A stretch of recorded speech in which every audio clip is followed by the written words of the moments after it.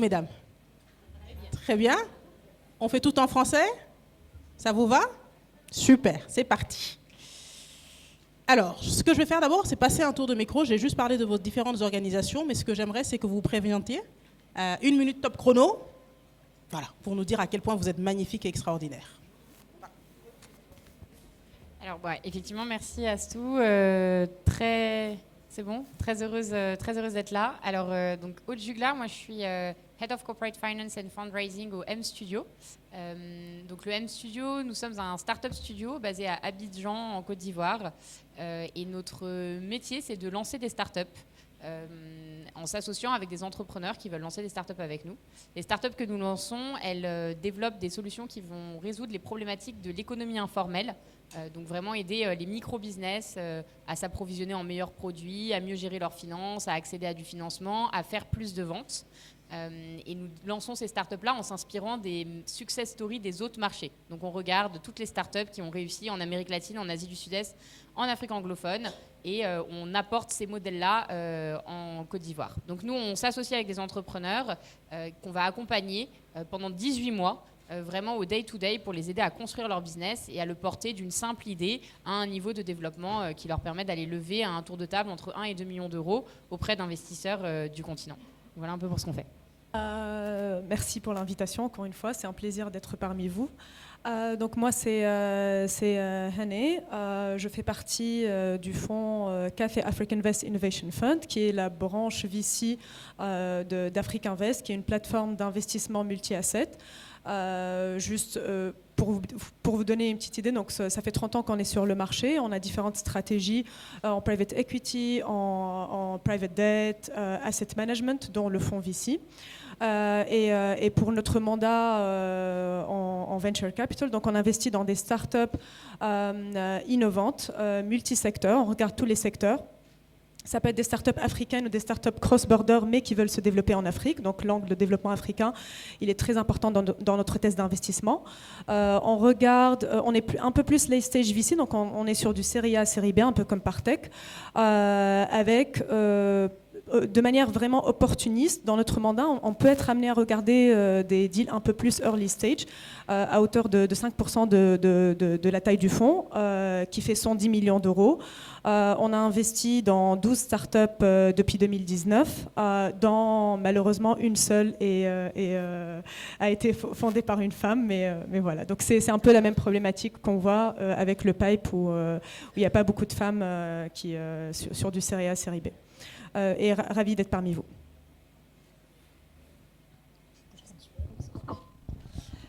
Bonjour, merci également pour l'invitation. Donc moi c'est Agnès Huang, je suis responsable de l'activité equity d'Afrique de l'Ouest pour Proparco. Donc pour les gens qui ne connaissent pas Proparco, c'est la banque de développement française qui est une filiale de l'Agence française de développement dédiée au financement et à l'investissement dans le secteur public.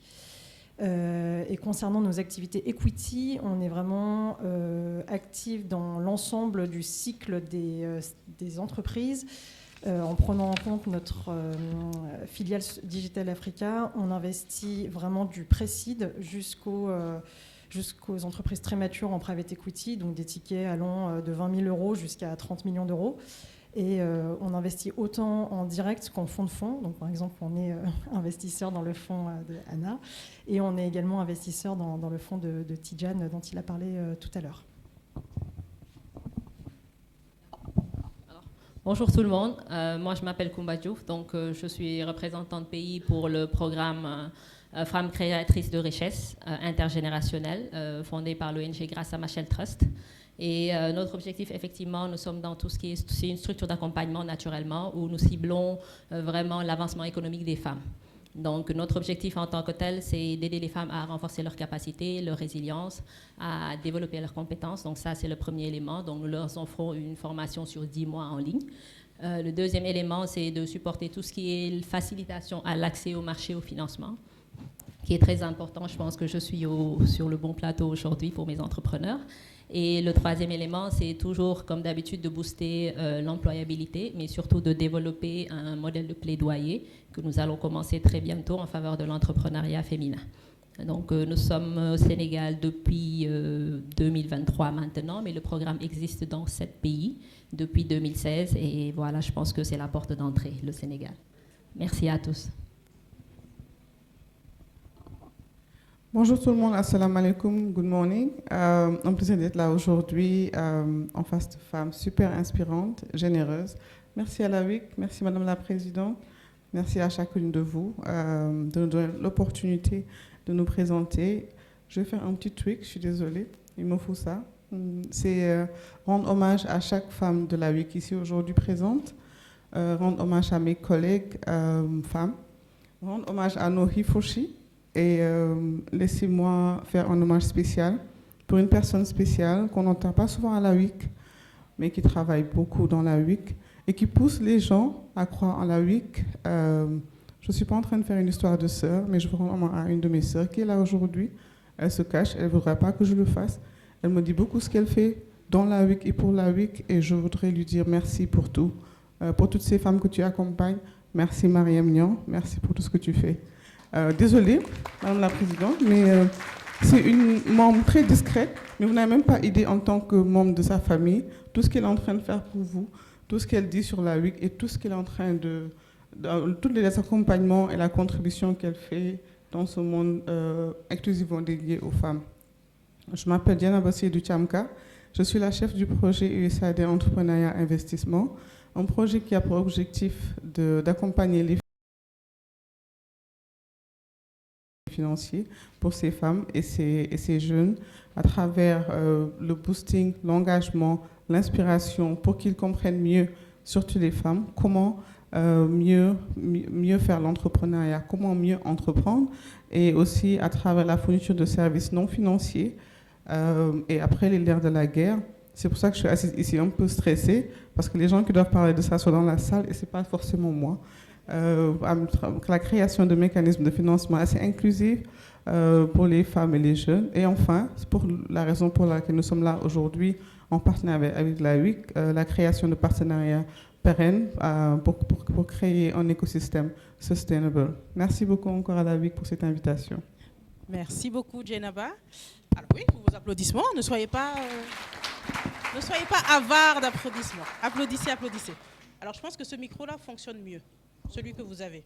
S'il veut bien revenir, on va le faire passer. Allô ? Super. Alors du coup, Tidiane nous a fait une masterclass, vraiment sur le capital investissement. On comprend mieux les différentes étapes.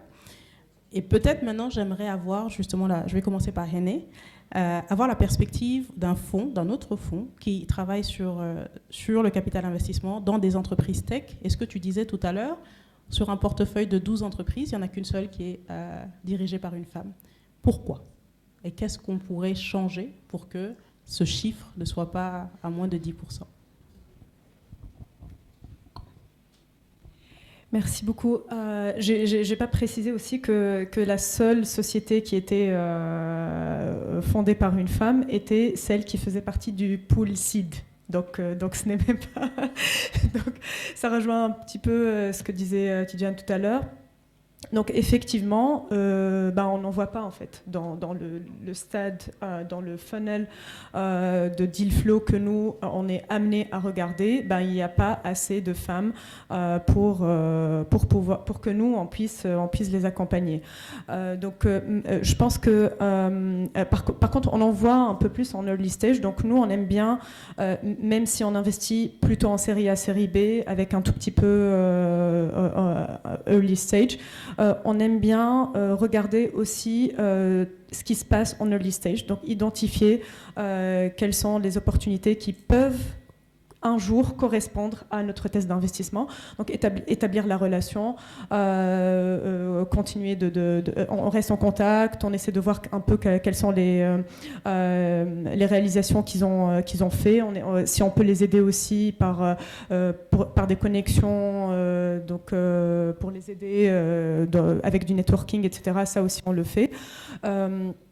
Et on se met des reminders pour 15 jours, après 12 ou 18 mois. Ah tiens, ça c'est une entreprise qui peut nous intéresser. Et on se construit ce qu'on appelle des dream lists, et plutôt par région. Donc nous, en fait, on est structuré plutôt par région. Donc l'équipe d'investissement, donc chacun regarde une région en particulier. Donc, et chaque investment officer, il aura sa dream list en fonction bien sûr, ça doit correspondre à tous nos critères d'investissement, donc série A, série B, potentiellement, j'espère, à l'avenir, assez tech, tech disruptive dans des secteurs qui sont potentiellement en forte croissance, là où il y a le marché aussi, donc très important, que le marché soit assez profond, et aussi le fondateur en soi. Donc, on aime bien établir la relation bien en amont pour pouvoir établir dès le départ. Et nous, dans l'équipe, donc on est 7, on a 3 femmes dans l'équipe, donc on essaie un petit peu de renforcer un peu cette culture de genderless investing. Déjà sur toute la plateforme. Mais je trouve que oui, il faut plutôt encore plus investir en amont pour qu'il y ait des entrepreneurs, des femmes qui se décident à sauter le pas.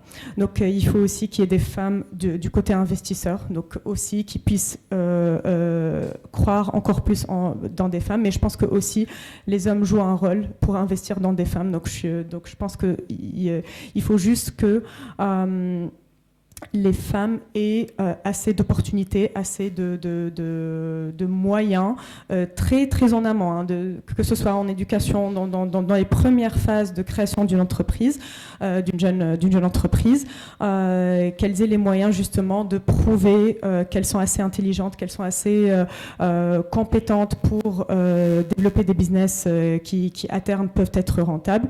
Et nous, on serait plus que ravis de les financer dans le cadre de notre mandat. Désolée, on va faire la navette. C'est super. Merci beaucoup, Ena. Et ce que j'entends dans ce que tu dis, c'est que vraiment, ok, on veut financer des femmes, mais en fait, on n'en trouve pas. Donc, et on n'en trouve pas à ce stade-là. Exactement. Donc, ce que j'aimerais savoir de notre auditoire, c'est justement quels sont les mécanismes qui existent aujourd'hui pour faire en sorte que les femmes atteignent ces niveaux-là. Et je pose peut-être la question à Ndeye Kumba, justement.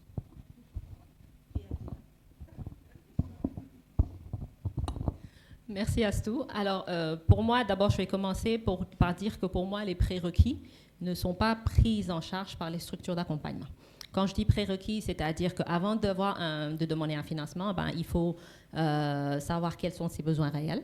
Okay? Il faut connaître qu'il y a cette opportunité-là. Donc, pour moi, l'information, c'est le premier problème, le manque d'information. Il faut également qu'on puisse savoir qu'il y a des critères qu'on prend en compte. Soit on est à niveau, soit on essaie de se mettre à niveau. Donc, pour moi, c'est le deuxième. Et le troisième élément, pour moi, c'est de se dire, est-ce que je suis en mesure de design un bon dossier qui soit à niveau. Donc, pour moi, ça, c'est les prérequis, en tout cas, que j'essaie de combler avec mon programme. Et pour moi, c'est de dire manque d'information. Effectivement, on est au niveau... il y a des sessions d'information qui se font. Il y a beaucoup plus les médias qui sont là, suivant les médias sociaux pour les différents programmes. Mais moi, j'aimerais bien que ces structures d'accompagnement-là puissent aller vers des programmes comme nous. Parce que moi, par exemple, dans notre programme, nous faisons des sessions d'information directement pour être sûr que l'info parvient, pour qu'ils posent toutes les questions nécessaires et qu'ils sachent effectivement que ce fonds-là peut les aider à atteindre le niveau de croissance qu'ils veulent. Mais je me dis aussi que ce serait bien d'avoir un modèle, une plateforme unique pour booster l'entrepreneuriat de ces femmes-là, c'est-à-dire avoir l'information, que ce soit pour les formations, que ce soit pour les financements, la formalisation, tout. Comme ça, c'est comme si on a un portail de l'entrepreneur où tout sera centralisé et nous tous, nous pourrons partager toutes les informations qui pourront être accessibles. Donc, le deuxième élément, le bon dossier de financement. Alors ça, c'est un grand problème. C'est-à-dire que chacun fait comme il pense. nous avons effectivement des sessions où on fait le business model Canva, on aide au business plan, mais pour moi, il faut aller vers l'autonomisation, c'est-à-dire qu'ils doivent être en mesure d'être accompagnés naturellement par le coaching et le mentorat, mais qu'on puisse être dans une dynamique où ces personnes-là seront assez autonomes et qu'elles essaient pour elles-mêmes. Quand je dis essayer, c'est-à-dire, par exemple, pour notre programme, ce que nous faisons, lorsqu'il y a un modèle de financement qui est intéressant pour les femmes, on leur dit, faites un draft, et pour ceux qui ont besoin d'aide, essayons de faire des sessions, d'accord, pour que les coachs techniques les aident. Donc, au fur et à mesure de le faire sur 10 mois, donc, que ce soit pour des subventions, des prêts, des challenges, ça leur permet d'avoir le savoir-faire. Pour moi, c'est le savoir-faire qui est important. Et aussi, c'est le moment où il faudrait aussi, je lance un appel pour qu'on puisse développer et démocratiser les compétences concernant les appels d'offres publics pour les femmes. Comme vous voyez avec le nouvel arrêté, ben, ça aide. Il y a une discrimination positive, si je peux le dire comme ça. Mais nous devons être à niveau pour pouvoir compétir et surtout se préparer, nous, les structures d'accompagnement, à prendre les opportunités qu'offre la ZLECAf. Je pense que c'est maintenant qu'il faut déjà le faire. Et puis un troisième élément, même si c'est pour les femmes, pour moi, il faut une adaptabilité de ces structures-là. Pour X raisons, si je donne les entrepreneurs femmes qu'il y a dans tout ce pays, même les hommes pour certains, beaucoup sont lettrés en arabe. Pour moi, si on met le français sur les candidatures, ben, ça laisse des personnes en rate. L'anglais, pour certains, encore plus. Et si c'était en arabe, alors là, on en a énormément. Parce que comme vous voyez, tous mes amis Bawal qui sont là, ben, ils sont lettrés en arabe. Pourquoi ne pas juste essayer de démocratiser ça pour dire, OK, vous pouvez le soumettre. On simplifie aussi, d'avoir un Canva très simplifié où les personnes peuvent juste venir remplir, donner les informations clés. Donc, ça vous facilitera, vous, le tri. Mais nous aussi, ça nous facilitera avec les entrepreneurs que nous avons de pouvoir, en tout cas, postuler et d'être à niveau avec les informations clés. Donc, pour moi, les prérequis sont les plus importants. Et ensuite, la soumission suivra tout simplement. Merci beaucoup. Je vais pas le faire revenir jusqu'ici, mais justement, voilà, j'aimerais que Djenaba complète parce que voilà, oui. Grâce à Markel fait un certain type d'accompagnement. Je sais que USAID également. Donc voilà, comment est-ce que vous rentrez dans cette dynamique et qu'est-ce que tu peux rajouter? Merci beaucoup. Je vais d'abord dire à ma collègue panéliste qu'il y a une plateforme qu'on a mise en place qui s'appelle WeComCom et c'est un genre d'Amazon et qu'on pourrait en discuter après pour voir comment vous pourriez peut-être entrer en partenariat avec nous sur ce plan-là. On parle de mesures d'accompagnement, il y en a beaucoup, mais ça doit être des mesures d'accompagnement, je vais me répéter, sur mesure, c'est important. Elle a parlé d'adaptabilité, je suis d'accord, mais je crois que avant de parler d'accompagnement, je parlais de challenge. Il y a 2 défis et les défis sont à des niveaux différents. On a beaucoup parlé de ce que les entrepreneurs, ce qui se passe en termes de défis pour les entrepreneurs, mais on ne parle pas aussi des fonds d'investissement. Un entrepreneur, dès la création de son activité, doit être prêt à l'investissement. On n'a pas besoin de solution miracle, c'est une évidence, mais comment être prêt à l'investissement, c'est ce qui pose un problème. On y revient tout de suite, mais l'autre problème, c'est l'adéquation des fonds d'investissement et surtout la maîtrise de ces processus. Ce ne sont pas des enfants de cœur, il faut le comprendre. Ma chère sœur l'a dit tout à l'heure, Fatou, ils sont là pour faire du business. Donc, il faut que les entrepreneurs comprennent quand ils vont vers Evelyne que c'est pour quelque chose de rentable. Quelquefois, dès qu'ils entendent fonds à impact, tout de suite pour eux, c'est on va nous aider, on n'a pas besoin de savoir comment est structuré pour être aidé. Est-ce qu'il y a de l'impact financier dans notre entreprise ou business? C'est là où le bas blesse. Donc, c'est une thèse d'investissement qui a pour objectif de fructifier le fonds pour aider un peu plus. Ça sont les 2 challenges qu'il faut d'abord prendre en compte. Quand on revient maintenant à l'entreprise, comment on les prépare à l'investissement, il y a beaucoup de choses. Je donne un clin d'œil à Deloitte qui est là en ce moment. C'est d'abord la formalisation, c'est d'abord la comptabilité, la fiscalité, l'accès au marché, tellement de choses sur lesquelles nous les accompagnons. Et au niveau de l'USAID Entrepreneur et Investissement, nous prenons en compte ces aspects. Nous accompagnons les entreprises à être investment ready. À date, nous avons pu accompagner, je donne juste 3 exemples de femmes, notamment à Win Industry, avec une mobilisation de 1,3 million de dollars, une autre de 5 millions de dollars, et enfin une troisième, pour ne citer que ces 3, de 500 000 dollars. Parler le langage de l'investissement est, je ne dirais pas tabou, je crois qu'on a eu beaucoup d'échanges avec Evelyne dans ce sens-là, mais c'est un langage que l'entrepreneur ne comprend pas. Donc il faut ce que j'appelle le middleman, l'intermédiateur financier. On a essayé de se jouer ce rôle-là, mais nous sommes un programme et nous ne sommes pas pérennes. Donc il faudrait que des entreprises comme Deloitte, WIC Capital à travers WIC Academy et d'autres entreprises puissent se positionner pour jouer ce rôle d'intermédiateur financier-là. Donc c'est vraiment une partie. J'ai parlé des challenges par rapport aux investisseurs. Quand on parle d'investissement aussi, quelquefois, il y a le problème de ressources longues, il y a le problème de décaissement.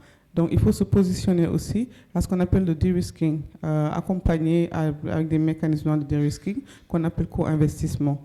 Nous avons ce même mécanisme-là d'ailleurs avec WIC Capital et nous avons pu accompagner 2 entreprises, une par sourcing, une qui a été sourcée par WIC Capital. À date, nous avons pu investir, à travers ce mécanisme, on a pu mobiliser 800 000 dollars pour ces entrepreneurs-là. Donc, c'est vraiment préparation à l'investissement, facilitation du processus de levée, aussi bien au niveau de l'entrepreneur que de l'entreprise, capacitation des acteurs locaux pour qu'ils jouent ce rôle d'intermédiateur. Et enfin, un dernier point qui est important aussi, c'est mettre en place des mécanismes de de-risking qui accompagnent ces fonds d'investissement-là à être confortables. Merci beaucoup. Ok. Merci beaucoup, Djenaba, parce qu'en plus, c'était très bien structuré. Et donc, ça me permet de rebondir sur ton 3e point. Donc, ces acteurs qui servent d'intermédiation, ces acteurs qui permettent vraiment d'accompagner de capacité ces entrepreneurs. Et je vais venir vers Aude, parce que le M-Studio, c'est un peu ce type de mécanisme-là qui vient capaciter de bout en bout et préparer à l'investissement. Donc, j'aimerais que tu nous en parles un peu plus, que tu nous parles de quel type d'entreprise et pourquoi aussi vous vous êtes spécialisé sur la tech au M-Studio. Celui-là, là-bas. Alors, je vais peut-être vous décrire un peu nos activités sous la perspective justement de l'entrepreneuriat féminin, parce que j'ai honte de l'admettre, mais aujourd'hui au M-Studio, on a 15 startups sous gestion. Donc ça fait depuis début 2023 qu'on opère. Et sur ces 15 startups, on n'a que 2 femmes entrepreneurs. Et pourtant, quand on regarde du coup les différents sujets, j'aimais bien la manière dont ça avait été présenté. Donc, en fait, on présuppose, parce qu'encore une fois, on a peu de données et peu d'études qui sont faites en profondeur sur ce qui fait que dans la tech, de manière spécifique, parce que je parle de mon secteur, on a peu d'entrepreneurs femmes. On présuppose que c'est parce qu'elles ont peu confiance en leur capacité à avoir de bonnes idées, à lancer ces idées, à les porter à une réalité. Elles ont peu confiance dans leur capacité, disons vraiment hard skills, de développer un business, manager des équipes, construire un business plan, etc. Elles ont peu confiance dans leur capacité à réseauter, à trouver le bon réseau de financiers, à être dans les événements, faire toute la partie relationnelle qui permet en général, qui facilite en tout cas, Tidiane en parlait, c'était les dates, les fameux dates qui permettent d'accéder à l'investissement et d'accéder même à certaines opportunités d'affaires, etc. Donc si on prend ces 3 présuppositions, normalement au M-Studio, on les résout. Pourquoi ? Parce que nous, déjà, on vient avec des idées.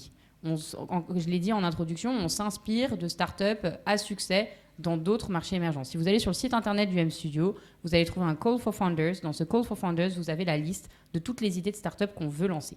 Donc l'idée, elle est trouvée. On a une méthodologie. D'ailleurs, c'est une ancienne d'Afrique Invest qui travaille avec moi sur les sujets de sourcing, donc qui va aider nos entrepreneurs à aller comprendre comment on réussit les startups similaires qui se sont lancées avant eux. Ils vont étudier toutes les startups en Amérique latine, en Asie du Sud-Est, en Afrique anglophone, trouver la liste de ces startups, aller parler avec les entrepreneurs qui les ont lancées, parler avec les investisseurs qui les ont financés, comprendre qu'est-ce qui a fonctionné, qu'est-ce qui n'a pas fonctionné, récupérer ce qui a marché, mettre de côté ce qui n'a pas fonctionné et lancer normalement la meilleure version de ce business-là en Afrique de l'Ouest francophone, à commencer par la Côte d'Ivoire. Donc l'idée, on la porte. Ensuite, sur la partie hard skills, on va pendant 18 mois coacher l'entrepreneur au day-to-day avec un playbook à rallonge qu'on fournit sur Notion. On a créé du contenu, on a créé des vidéos, on a créé des templates, on a créé des présentations, on donne des ateliers à nos entrepreneurs. En fonction de la fonction, toutes les 2 semaines, tous les mois, ils vont avoir un point avec nous. Donc moi, je les embête avec la compta, les business plans, leur reporting investisseur, la préparation de leur board. Je les embête avec les sujets légaux, comment structurer leur contrat, etc. Tous les mois, ils ont un point avec moi. On regarde leurs chiffres, je leur explique leur comptabilité. Voilà, on est très dans le hands-on. Et des comme moi, ils vont avoir des ressources. Donc moi, je gère corporate finance, fundraising. On a quelqu'un qui gère la croissance, growth. On a quelqu'un qui gère la gestion des talents, le recrutement. On a quelqu'un qui gère comptabilité, quelqu'un qui va les aider sur l'idéation, quelqu'un qui va les aider sur le software engineering. Voilà, on apporte tout ça. Réseautage, on a un réseau de 45 fonds d'investissement, VC, avec lesquels on échange une fois par trimestre en one-to-one, 1 heure avec chacun des 45, pour leur parler de nos startups, leur parler des idées qu'on veut lancer. Tous ces investisseurs, quand ils viennent à Abidjan, ils viennent au M-Studio, on organise des événements. Le réseau, on l'apporte. Et pourtant, on a du mal à convertir les femmes en entrepreneurs. Sincèrement, hein, on a un pipe. Donc aujourd'hui, nous, on source des entrepreneurs. On fait énormément de communication. Donc on a beaucoup de gens qui viennent postuler chez nous. On va aussi chasser. Donc une fois qu'on sait à peu près le type d'entrepreneur qui pourrait fonctionner pour nos startups, on va chasser sur LinkedIn. On a quelqu'un chez nous qui est dédié à ça. On crée comme ça un pipe. On a des femmes. Au moment où on leur dit « lancez une startup avec nous, voilà les termes de l'investissement », il n'y a plus personne. Et nos termes de l'investissement sont, on accompagne, c'est simple, mais ça demande quand même des entrepreneurs qui sont prêts à prendre un risque. Et c'est peut-être là où il y a encore un mismatch. Donc je vous donne les termes et je suis curieuse de savoir qui, justement dans la salle, puisque j'ai beaucoup de femmes en face de moi, serait prêt à les accepter telles quelles. Donc on a un programme d'accompagnement en 18 mois. Pendant les 4 premiers mois d'accompagnement, l'entrepreneur n'est pas payé. À l'issue des 4 mois, donc il travaille énormément, hein, on demande que la personne soit dédiée. La personne ne peut que travailler sur la start-up parce qu'il y a énormément de travail à fournir. Il faut construire les fondamentaux d'un business qui va être pitché devant un premier fonds d'investissement qui va mettre 250 000 € dans la boîte. Pas de salaire pendant 4 mois, pitch devant le comité d'investissement. Ça peut passer, ça peut ne pas passer. Il y a un risque qui est pris. Ensuite, pendant 13 mois, les 13 mois qui suivent, on va du coup venir accompagner l'entrepreneur au day-to-day. Là, l'entrepreneur est payé. Le salaire maximum, c'est 1,5 million net. Et ensuite, on apporte, du coup, on va pitcher la start-up devant les autres de nos investisseurs en espérant qu'elle a la traction, en l'aidant à avoir la traction et les bons chiffres pour aller engager. Voilà. Qui, dans cette salle, du coup, en tant que femme entrepreneur, serait prêt à accepter ces termes tels quels ? Venez me voir. Franchement, c'est super. Et qui ne serait pas du tout prêt à les accepter ? Qui serait pas prêt ? Parce que je pense qu'il doit y avoir des personnes qui ont des opinions neutres. Est-ce que peuvent lever la main sur les personnes qui ne sont pas prêtes à accepter ces termes ? Écoutez.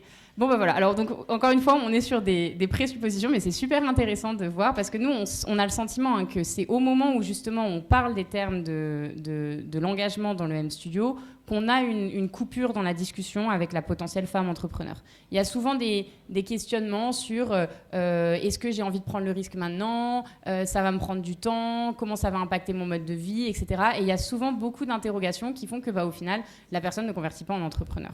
Mais bon, je suis ravie de voir qu'il y a beaucoup de femmes entrepreneurs qui seraient prêtes à le faire dans la salle. Alors, je pense que juste qu'il y a un terme que tu n'as pas dit, c'est quelle est la prise de participation du M-Studio. Voilà. Et je pense que ça, c'est aussi un élément important lorsqu'il s'agit de se lancer ou pas. Oui, c'est vrai. Alors, c'est vrai qu'en tant que startup studio, mais c'est pas souvent là-dessus qu'il y a une problématique, hein, mais c'est un bon sujet. Donc, en tant que startup studio, nous, on va donc venir fournir beaucoup de ressources à la startup et vraiment lui permettre de se lancer. Donc, en contrepartie de cet accompagnement sur 18 mois, nous, on prend 25% du capital de la société. Donc, on est un cofondateur, si vous voulez, institutionnel. C'est-à-dire qu'on va travailler, on a vraiment ce rôle-là au sein du programme, c'est qu'on va vivre la construction de la start-up comme un cofondateur. On va être au day-to-day avec nos entrepreneurs. Quand il y a des problèmes, on va les résoudre. Et quand il y a et on va célébrer aussi les succès avec nos entrepreneurs. Voilà. Quand je dis qu'on est au day-to-day, c'est qu'on va en prospection avec nos entrepreneurs. On apporte du business. On va aller faire des meetings avec eux. La dernière fois, on avait une start-up, on devait faire un petit push d'acquisition. On est allé prospecter des restaurants dans Abidjan, en zone 4, toute la core team du MSTUE, donc les 11 experts. C'est pas forcément tout notre métier des commercial, mais pendant une semaine, on a fait ça au day-to-day avec nos entrepreneurs.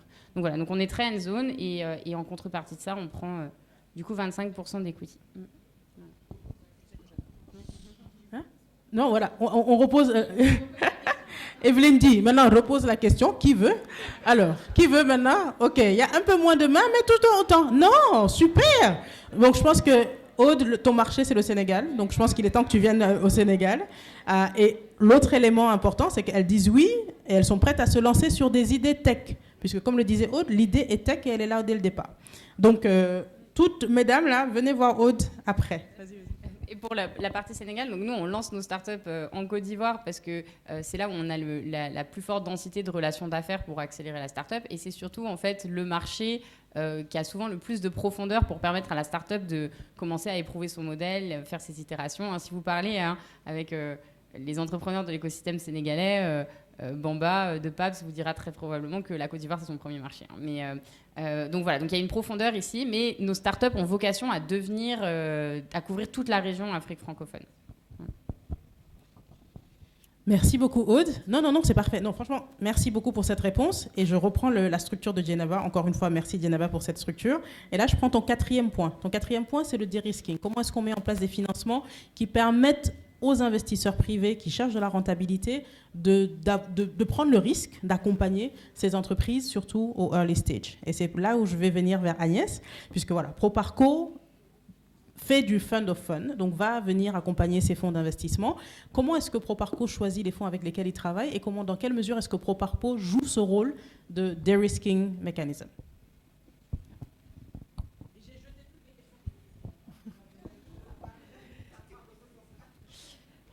La réalité, c'est que dans notre activité de fonds, on n'a pas tellement de de-risking direct. C'est-à-dire qu'on ne va pas fournir de la subvention, à part dans certains cas très précis, typiquement où là, on va plutôt cibler des secteurs. De manière générale, quand on investit dans un fonds, on n'a pas de solution de de-risking direct. En revanche, on peut apporter de l'accompagnement technique pour creuser des thèmes très spécifiques. Et donc là, tout ce qui est notion de genre... impacts environnementaux, mesure des impacts. Donc sur ces sujets-là, on peut les accompagner, mais en fait, ça va être en plus de notre investissement. Mais on n'a pas vraiment de produits de de-risking spécifiques et qui permettent d'accompagner en direct. Le seul que je vois aujourd'hui qui existe et qui a été lancé très récemment, c'est très spécifique au secteur des industries culturelles et créatives, qui va indirectement toucher les femmes, puisqu'on sait qu'il y a, dans ce secteur-là, il y a énormément de femmes qui sont actives, et sur lequel on est en mesure d'apporter des garanties en fonds propres à nos fonds d'investissement qui souhaitent investir dans des entreprises de ce secteur-là. Mais en fait, je pense que nous, notre essence même est de penser que l'impact et la profitabilité sont liés. Et ça, je pense que c'est très important. Et j'ai l'impression que dans le monde des entrepreneurs femmes, il y a aussi un mélange des genres. C'est-à-dire que, premièrement, on a tendance à penser, comme les femmes sont souvent dans des secteurs sociaux, déjà c'est là où on les attend, et de manière générale, dans notre éducation, on est amené à être actif dans des secteurs sociaux ou dans du retail. Et d'un point de vue investisseur, il peut y avoir l'idée que ce sont des entreprises sociales et en fait presque caritatives ou philanthropiques. Et donc, en fait, on oublie d'envisager ces entreprises comme étant des entreprises rentables. Et je pense que ça a été dit pas mal de fois dans les précédents, par Tidiane et également mes copanélistes, que c'est pas parce qu'on est sur un secteur social ou qu'on est une entrepreneur femme qu'on n'est pas rentable et pas profitable. Et ça, c'est aussi important du côté des entrepreneurs de présenter leur société comme étant des entreprises qui peuvent être rentables, de vraiment définir le marché et finalement de présenter leur société comme si c'était n'importe quel autre secteur. Et ça rejoint un peu ce que tu disais tout à l'heure sur l'alignement avec le langage de l'investisseur. Les femmes, en fait, parfois, notamment sur ces secteurs, ont tendance à mettre de côté les aspects quantitatifs financiers qui sont effectivement pas forcément sexy, mais auxquels les investisseurs s'attendent. Et donc voilà, je pense que nous, chez Proparco, en tout cas, l'accompagnement qu'on fait, c'est d'investir dans des sociétés où on pense qu'il y a un alignement total entre recherche de l'impact et rentabilité / profitabilité. Et c'est pas juste l'impact, c'est pas juste un bonus. Et indirectement, quand on investit dans des fonds, on leur impose aussi cette vision-là. Et pour être un peu plus précise sur l'investissement sur les femmes, alors on ne va pas appeler ça un quota, pour reprendre le mot qui est un peu polémique qui a été utilisé tout à l'heure, mais nous, parce que je pense que ce qui dérange dans le quota, c'est qu'il y a un aspect sous-jacent punitif si on n'attaque pas le quota demandé. Mais en revanche, nous, comme on a des objectifs qui nous sont imposés aussi d'un point de vue impact environnementaux et sociaux, on va demander des engagements fermes à nos fonds dans lesquels on est LP pour atteindre certains objectifs. Et typiquement aujourd'hui, je ne sais pas si vous avez entendu parler du 2X Challenge, mais on demande de plus en plus à nos fonds d'être conformes à la stratégie 2X qui impose par exemple qu'un fonds doit à minima avoir 30% de son management femmes et ou investir dans au moins 30% d'entreprises fondées ou cofondées par des femmes ou dirigées par des femmes. Et évidemment, quand ces fonds s'engagent à respecter ces objectifs, déjà, premièrement, ça va faciliter notre investissement, ça, c'est une évidence. Et par ailleurs, on va aussi être amené à les soutenir d'un point de vue extra-financier, donc apporter de l'accompagnement technique, faire plus de mise en relation, etc. Donc pour revenir à la question principale, il n'y a pas vraiment de mécanisme vraiment direct de dérisking, mais je pense que nous, notre avantage, on va dire, et notre plus-value, c'est de participer à l'émergence d'un écosystème où vraiment on associe profitabilité et impact, et on n'oppose plus les deux concepts.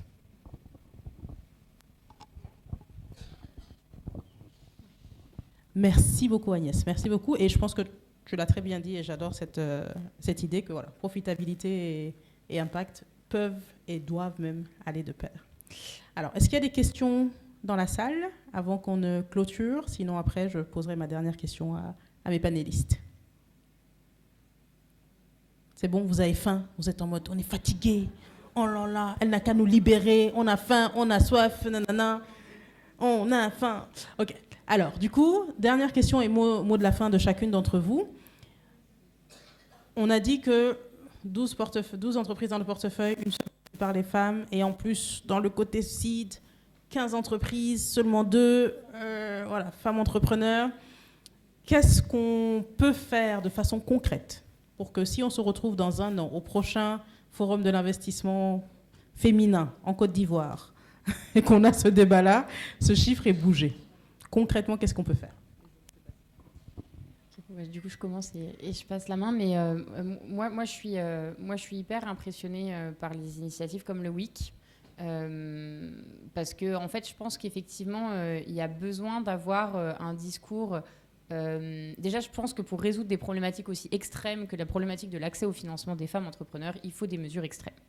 Et je pense que la manière, le fait d'être dédié au financement des femmes entrepreneurs, d'avoir des initiatives qui sont exclusives, qui ne parlent qu'à des femmes entrepreneurs, qui peuvent être portées pour le coup par des hommes ou par des femmes, mais qui s'adressent de manière spécifique au public féminin, c'est vraiment ce qui peut permettre de créer la confiance. Parce que on le voit dans l'audience, je veux dire, la capacité qu'une initiative comme le WIC a de rassembler un public exclusivement féminin, d'extrême qualité, très engagé dans la problématique, ça montre bien que en fait, quand on parle de femmes pour des femmes, les femmes ont envie d'en parler. Et donc nous, au MSU, on aimerait bien peut-être faire un mois dédié à des Call for Founders exclusivement féminins, où on ne parle que d'entrepreneuriat féminin, on essaye de montrer ce qu'on apporte aux femmes entrepreneurs au sein du M-Studio, et on fait porter cette voix-là par des femmes qui se sont déjà lancées pour montrer que on a quelque chose d'exclusif. Parce qu'on sait que dans parfois les appels à candidature, en fait, une femme, si elle ne se retrouve pas dans tous les critères, elle va avoir plus de mal à postuler ou elle va se dire que ce n'est pas pour elle.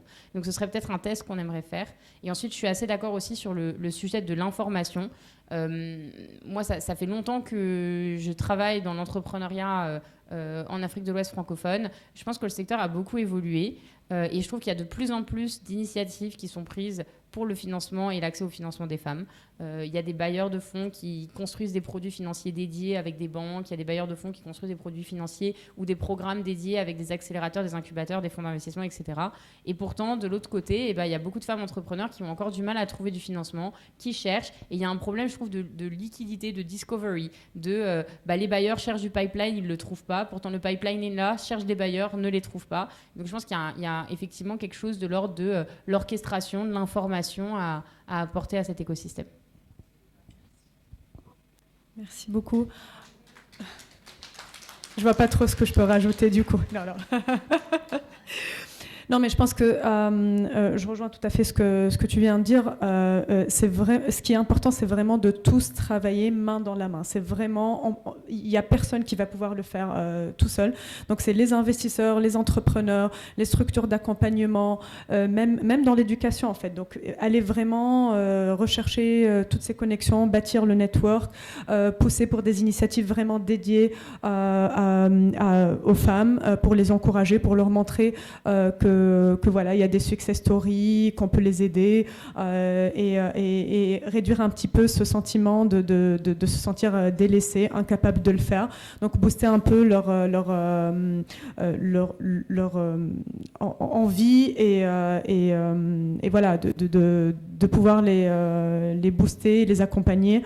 Et je pense que cette initiative déjà, elle est vraiment dans ce sens-là. Et j'espère que l'année prochaine, on sera encore plus nombreux et nombreuses à le faire. Et voilà, je pense que c'est vraiment le travail de tous. Et si on met tous la main dans la main, je pense qu'on peut vraiment continuer de progresser dans la bonne direction. Voilà. Je vais faire un petit peu de l'autopromotion, mais peut-être le premier conseil que je donnerais, ce serait de venir à l'atelier que j'anime demain sur comment pitcher en tant que femme.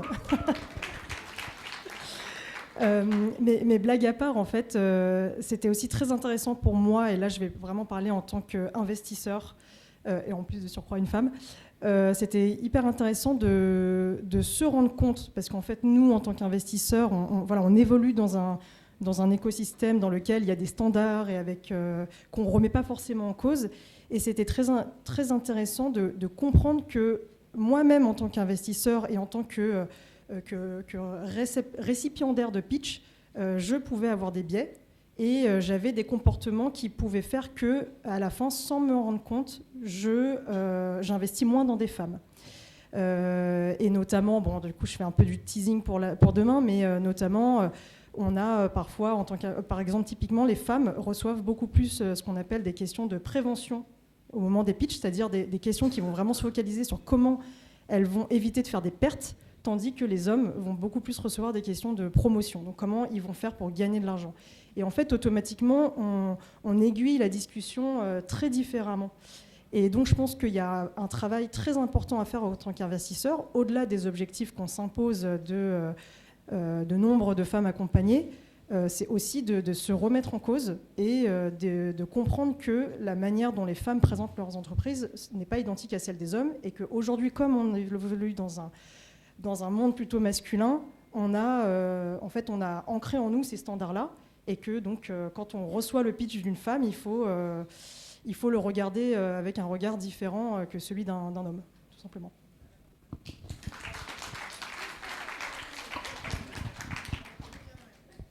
Ok, super. Alors pour moi, pour ma part, je me dis que en tant qu'en structure d'accompagnement pour des entrepreneurs femmes, il faut commencer par établir une vision, une grande vision, dream big. Parce que sans ça, je vois que pour les femmes, en général, les ambitions sont petites. Et effectivement, même en financement, quand tu leur dis 100 millions, ils peuvent ne pas savoir quoi faire de ces 100 millions-là. Donc, on va commencer par ça d'abord. Pour moi, la vision, elle est importante. Et surtout, comme ma consoeur l'a dit, avoir cette sororité-là, si je peux le dire comme ça. J'ai vu une thématique qui est très intéressante. C'est-à-dire, il faut que ces femmes entrepreneurs-là, à succès, puissent mentorer et supporter ces autres femmes, aussi bien en termes de business qu'on puisse se partager les marchés naturellement dans la logique des procédures, des entreprises, mais qu'il y ait ce role modeling-là. Parce que c'est quelque chose pour moi qui est très limité. Ces mêmes personnes qui sont, par exemple, dans des structures d'accompagnement type en bénéficient, mais il faudrait qu'on puisse le démocratiser et puis vraiment avoir une idée de tirer nos sœurs et nos plus jeunes sœurs là-dessus. Et le troisième élément, je pense que ce sera vraiment pour nous, naturellement, je pense qu'aujourd'hui, on a énormément de potentialités pour avoir des financements pour les entrepreneurs qui sont là. Donc, il faut en profiter. Et même nous, en tant que panélistes, nous pourrons échanger pour pouvoir voir comment, en tout cas, démocratiser ça et en profiter par rapport à nos objectifs communs. Je pense que ça commence par là. Mais j'aimerais aussi que nous puissions suivre l'exemple, bon, c'est toujours avec son Excellence Graça Machel, qui avait rassemblé tous les leaders de banques, les dirigeantes de banques, on en a beaucoup au Sénégal, qui sont des femmes, et pour qu'ils puissent plaider en faveur des intérêts des femmes entrepreneurs. Donc, naturellement, les taux sont très élevés. Bon, pour beaucoup, ce n'est pas forcément des taux, mais les taux sont très élevés au Sénégal. Donc, naturellement, même pour des marchés, les femmes entrepreneurs ne veulent pas fortement y accéder. Mais il faut penser à avoir un modèle où ces femmes entrepreneurs-là créent une banque par les femmes et pour les femmes. Il faudrait vraiment qu'on puisse y penser. D'accord, c'était ça l'objectif. C'est quelque chose, en tout cas, qui est en train d'être graduellement fait dans certains pays anglophones. Il faudrait qu'on commence à y penser. D'accord, mais le début déjà est très bien. Je pense qu'on aura le soutien de toutes ces femmes qui sont dans les fonds et également booster toutes nos sœurs et nos entrepreneurs que nous avons et puis juste leur dire que nous sommes fit, quoi. C'est aussi simple que ça. Thank you. C'est difficile d'être la dernière parce qu'on n'est plus trop original. Tout le monde a parlé. Je vais le faire en deux temps. Plaidoyer. Et ça, ma sœur Fatou, je vais te donner le plaidoyer. Je ne peux pas le dire à Evelyne parce qu'on va se disputer. C'est attractivité, c'est flexibilité, c'est assouplissement des procédures. We need to break the bias, comme on dit. Dès qu'on parle de fonds d'investissement, un fonds d'investissement est juste un mécanisme de financement. Mais dès qu'on parle de fonds d'investissement, on se dit 18 mois. Par ma petite expérience, avec 3 fonds d'investissement, c'est 18 mois pour un deal. C'est trop. Donc, c'est un plaidoyer, Evelyne. C'est à toi que je parle. 18 mois, c'est trop. Donc, essayons vraiment de faire ce plaidoyer et qu'il nous reste peut-être 1 ou 2 deals. Essayons de clôturer ce deal et de l'amener à Abidjan et de présenter ce deal de façon concrète en disant que nous avons pu accompagner une femme avant même que mon projet ne parte. On en a fait 2, il nous reste un 3e, jamais 203. De façon factuelle, mettons en place ce qu'on appelle Road to Abidjan. Dans ce Road to Abidjan, mettons des actions concrètes. Cette action en étant une. Notre dernière closing, Senaway Side, je fais votre plaidoyer avec Evelyne. Abdoulaye Cissé a une émission super intéressante que tout le monde écoute. Abdoulaye Cissé, tu es venu aujourd'hui pour les femmes, merci. Donc, ce que je te demande, c'est de t'approcher de WIC, Women Investment Club, et de refaire une émission spécifiquement pour les femmes. Comment elles peuvent investir, comment elles peuvent être accessibles, comment ces fonds peuvent être accessibles pour les femmes entrepreneurs. Comme ça, dans 1 an aussi, tu présenteras ces résultats à Abidjan. Soyons dans du concret.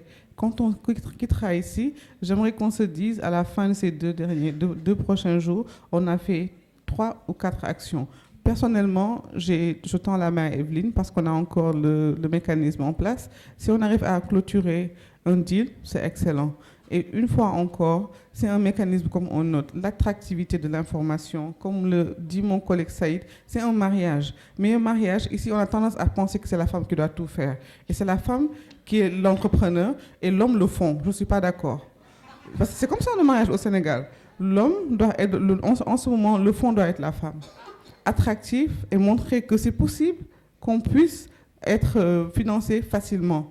C'est de la bonne gouvernance, c'est de l'investissement, c'est beaucoup de choses. Mais adaptons-nous aux besoins de ces femmes entrepreneurs-là. Elles veulent des millions, elles veulent 100 millions, elles veulent 200 millions. Mais si on ne leur donne pas l'occasion de le faire, elles ne pourront pas le faire.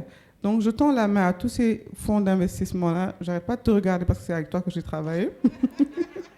Les autres ne sont pas là, donc je vous tends la main pour pouvoir accompagner toutes ces femmes entrepreneurs-là. Encore une fois, break the bias.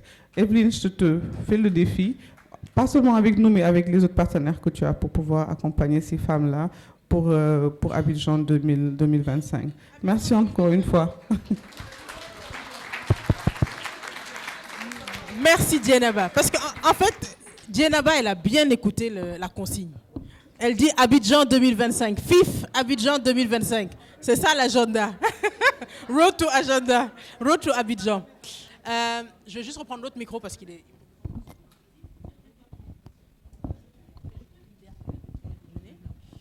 Alors, j'entends attractivité, j'entends dream big, j'entends casser les biais cognitifs qu'on a, travailler ensemble et un mois dédié au recrutement de femmes entrepreneurs dans la tech. Et tu entends RIF, exactement. Et elle entend, on a faim. RIF. Merci beaucoup, Nabou. Sur ces mots, merci beaucoup, mesdames, pour cette excellente discussion. Comme je disais, j'ai jeté mes questions. Donc, merci beaucoup de vous être prêtées. Et bravo.